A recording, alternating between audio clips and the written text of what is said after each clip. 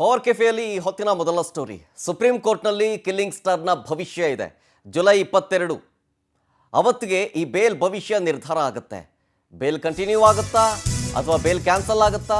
ಈ ಟೆನ್ಷನ್ನ ಮಧ್ಯದಲ್ಲಿ ಈಗ ಥೈಲ್ಯಾಂಡ್ನಲ್ಲಿ ದರ್ಶನ್ ಬಿಂದಾಸ್ ಆಗಿ ಶೂಟಿಂಗ್ ಮೂಡ್ನ ಜೊತೆಗೆ ಪಾರ್ಟಿ ಮೂಡ್ನಲ್ಲೂ ಇದ್ದಾರೆ. ಡೆವಿಲ್ ಸಿನಿಮಾದ ಶೂಟಿಂಗ್ನಲ್ಲಿ ದರ್ಶನ್ ಬ್ಯುಸಿ ಆಗಿದ್ದಾರೆ. ಸೊ ಶೂಟಿಂಗ್ ಮುಗಿಸಿ ಆಬ್ವಿಯಸ್ಲಿ ಶೂಟಿಂಗ್ ಮುಗಿದ ತಕ್ಷಣ ಪಾರ್ಟಿ ಮೂಡ್ನಲ್ಲಿದ್ದಾರೆ ದಾಸ. 10 ದಿನ ಥೈಲ್ಯಾಂಡ್ನಲ್ಲಿ ದರ್ಶನ್ ಇರ್ತಾರೆ. ಈ ಬೆನ್ನಲ್ಲೇ ವಿಚಾರ ಏನು ಅಂತಂದರೆ, ನೆನೆ ಬೇರೆ ಸುಪ್ರೀಂ ಕೋರ್ಟ್ನಲ್ಲಿ ಪೊಲೀಸರು ಅರ್ಜಿಯನ್ನು ಸಲ್ಲಿಸಿದ್ರಲ್ಲ, ಈ ಬೇಲನ್ನು ಪ್ರಶ್ನೆ ಮಾಡಿದ್ರು. ದರ್ಶನ್ ಸೇರಿದಂತೆ 7 ಜನರಿಗೆ ಬೇಲ್ ಕೊಟ್ಟಿರೋ ವಿಚಾರಕ್ಕೆ ಸಂಬಂಧಪಟ್ಟಂತೆ ಪ್ರಶ್ನೆ ಮಾಡಿ ಸುಪ್ರೀಂ ಕೋರ್ಟ್ ಮೆಟ್ಟಿಲೇರಿತ್ತು. ಸುಪ್ರೀಂ ಕೋರ್ಟ್ನಲ್ಲಿ ವಿಚಾರಣೆ ಮಾಡಲಾಯಿತು ದ್ವಿಸದಸ್ಯ ಪೀಠದಿಂದ. ಆಮೇಲೆ ಅಲ್ಲಿ ಒಂದಷ್ಟು ವಿಚಾರಗಳ ಬಗ್ಗೆ ಪ್ರಸ್ತಾಪವೂ ಕೂಡ ಆಯಿತು. ವಿವೇಚನೆ ವಿಚಾರಕ್ಕೆ ಸಂಬಂಧಪಟ್ಟಂತೆ ಅನುಮಾನವನ್ನು ವ್ಯಕ್ತಪಡಿಸ್ತು. ಆಮೇಲೆ ದರ್ಶನ್ನ ಕ್ರಿಮಿನಲ್ ಹಿಸ್ಟ್ರಿಯ ಬಗ್ಗೆ ಕಲೆಕ್ಟ್ ಮಾಡೋದ್ರ ಬಗ್ಗೆ ಅದರ ವರದಿಯನ್ನು ಕೊಡಿ ಅಂತ ಹೇಳಿದರು. ಈ ಮಧ್ಯದಲ್ಲೇ ಈ ಪಾರ್ಟಿ ಮೂಡ್ನಲ್ಲಿ ಇದ್ರೂ ಕೂಡ ದರ್ಶನ್ನ ಮುಖದಲ್ಲಿ ಟೆನ್ಷನ್ ಅಂತೂ ಇದ್ದೇ ಇದೆ. ಆಬ್ವಿಯಸ್ಲಿ ಈಗ ಶೂಟಿಂಗ್ ಅಂತ ಹೇಳಿದ ಮೇಲೆ ಪಾರ್ಟಿ ಮಾಡ್ತಾರೆ, ಅದು ಕಾಮನ್. ಅದು ಆ ಜಾಗದಲ್ಲಿ ಯಾರೇ ಇದ್ರೂ ಪಾರ್ಟಿ ಮಾಡ್ತಾ ಇದ್ರು, ಹೌದು. ಬಟ್ ವಿಚಾರ ಏನು ಅಂತಂದರೆ, ದರ್ಶನ್ ಪಾರ್ಟಿ ಮೂಡ್ನಲ್ಲಿ ಇದ್ರೂ ಕೂಡ ಅವರ ತಲೆಯಲ್ಲಿ ಓಡ್ತಾ ಇರೋದೆಲ್ಲ ಈ ಸುಪ್ರೀಂ ಕೋರ್ಟ್ನಲ್ಲಿ ಏನಾಗುತ್ತೆ ಅಂತ. 22ನೇ ತಾರೀಕು ಇಫ್ ಇನ್ ಕೇಸ್ ಬೇಲ್ ಏನಾದರೂ ಕ್ಯಾನ್ಸಲ್ ಆಗಿಬಿಟ್ರೆ ಮತ್ತೆ ಕಂಬಿ ಎಣಿಸ್ಬೇಕಾಗತ್ತೆ. ದರ್ಶನ್ ಪಾರ್ಟಿ ಮೂಡ್ನಲ್ಲಿದ್ದಾರೆ, ಬಟ್ ಅವರ ಮುಖದಲ್ಲಿ ಮಾತ್ರ ಆ ಟೆನ್ಷನ್ ಇದ್ದೇ ಇದೆ.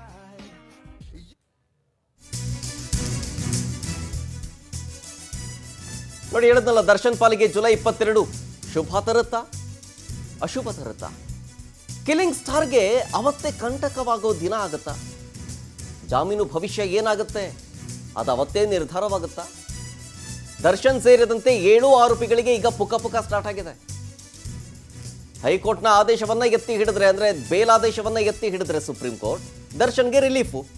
ಆದರೆ ಬೇಲ್ ಕ್ಯಾನ್ಸಲ್ ಆಗಿಬಿಟ್ರೆ ಮತ್ತೆ ಕಂಬಿ ಎಣಿಸ್ಬೇಕಾಗತ್ತೆ. ಆ ಟೆನ್ಷನ್ನು ತಲೆಯಲ್ಲಿದೆ. ಹಾಗಾಗಿ ದರ್ಶನ್ ಪಾರ್ಟಿ ಮೂಡ್ನಲ್ಲಿ ಇದ್ರೂ ಕೂಡ ಟೆನ್ಷನ್ನಲ್ಲಿ ಇರೋದನ್ನು ನಾವು ಗಮನಿಸ್ಬೋದು. ಇಲ್ಲಿ ಪ್ರಮುಖವಾಗಿ ಅದು ವಿಚಾರ. ಶೂಟಿಂಗ್ ಹೋಗಿದ್ದಾರೆ, ಶೂಟಿಂಗ್ ಮುಗಿಸ್ಕೊಂಡಿದ್ದಾರೆ, ಅದಾದಮೇಲೆ ಥೈಲ್ಯಾಂಡ್ನಲ್ಲಿ ಪಾರ್ಟಿ ಮಾಡಿದ್ದಾರೆ.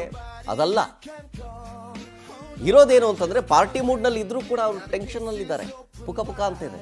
ಹೌದು, ಆಬ್ವಿಯಸ್ಲಿ. ಯಾಕಂದರೆ if in case bail cancel ಆಗಿಬಿಟ್ರೆ ಏನು ಕತೆ ಅನ್ನೋದು ಒಂದು. ಮತ್ತೊಂದು ಕಡೆ ಶೂಟಿಂಗ್ ಬೇರೆ ಮುಗಿದಿದೆ ಅಂತ ಹೇಳ್ತಿದ್ದಾರೆ.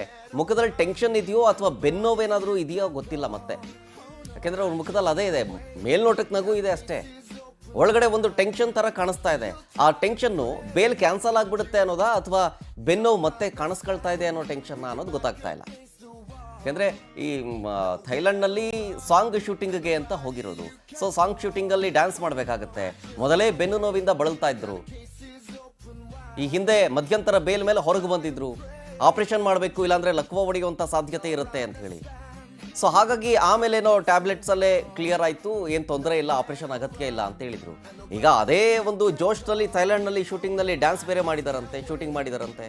ಮತ್ತೆ ಎಲ್ಲಿ ಬೆನ್ನೋ ಕಾಣಿಸ್ಕೊಂಡ್ಬಿಡುತ್ತೋ ಅನ್ನೋದು ಮತ್ತೊಂದು ಟೆನ್ಷನ್ನು. ಒಂದು ಕಡೆ 22ನೇ ತಾರೀಕು ಬೇಲ್ ಕ್ಯಾನ್ಸಲ್ ಆಗಿಬಿಟ್ರೆ ಅನ್ನೋ ಟೆನ್ಷನ್ನು, ಮತ್ತೊಂದು ಕಡೆ ಡ್ಯಾನ್ಸ್ ಬೇರೆ ಮಾಡಿಬಿಟ್ಟಿದ್ದೀನಿ, ಬೆನ್ನೋ ಮತ್ತೆ ಕಾಣಿಸ್ಕೊಂಡ್ಬಿಟ್ರೆ ಮತ್ತೆ ಸರ್ಜರಿ ಮಾಡಬೇಕಾಗುತ್ತಲ್ಲ ಅನ್ನುವಂಥ ಟೆನ್ಷನ್ ಇದ್ದಂತೆ ಕಾಣಿಸ್ತಾ ಇದೆ.